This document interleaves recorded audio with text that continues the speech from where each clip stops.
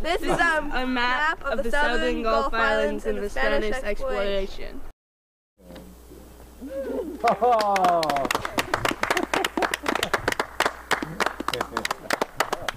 Very nice. Spanish exploration of the southern Gulf and the San Juan Islands.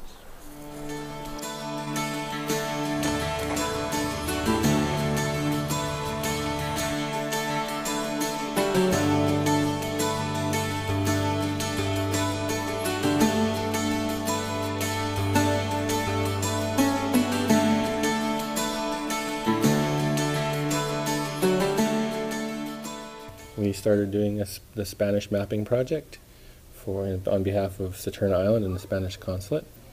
And what we're doing is trying to create a map that shows some of the Spanish areas that they explored in the southern Gulf Islands and some of the names that used to exist before they were renamed.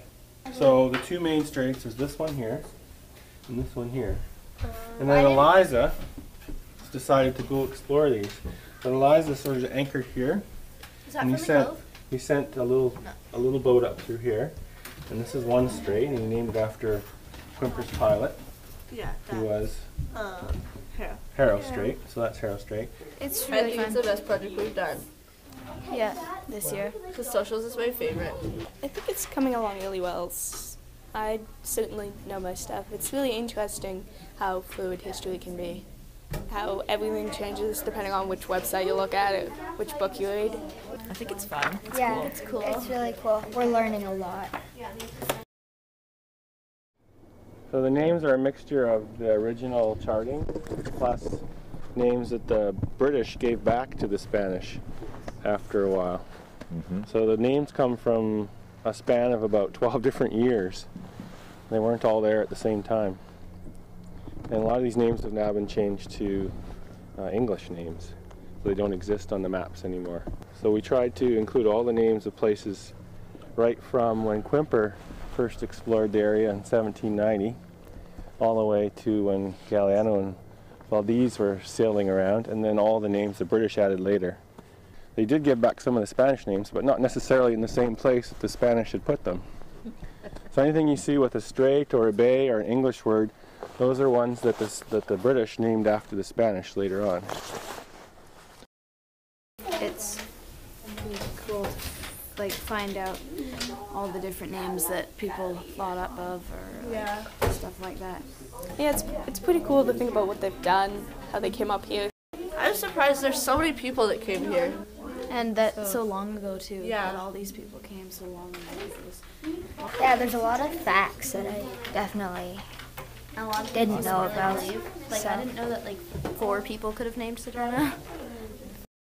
One of the person that I found who had done all the changing, and that was a survey done by Captain Richards somewhere from 1859 to 1862.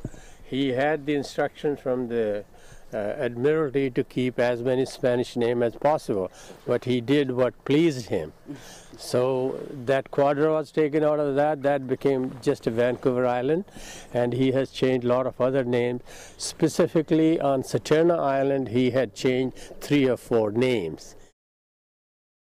I think it would have been kind of cool to keep the original names. I think the Spanish ones are a lot more interesting, because the other one, the English names are pretty boring. Right here, I like that. I want to live there. It's got a little lighthouse on it, and they anchored there when they first came up. They came up through here, and then they had a hard time trying to get around Boiling Reef, and they ended up over there. I think it's important because the kids live here, and they don't often think about who came before them, the history of the area, why things are named the way they are.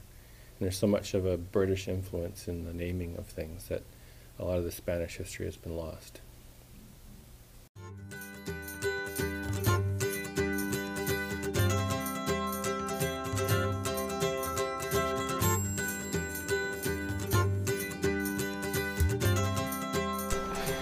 It's done, and took a lot of work. I think we learned a lot about the Spanish exploration of this area. We learned a lot about making maps and the fluidity of history.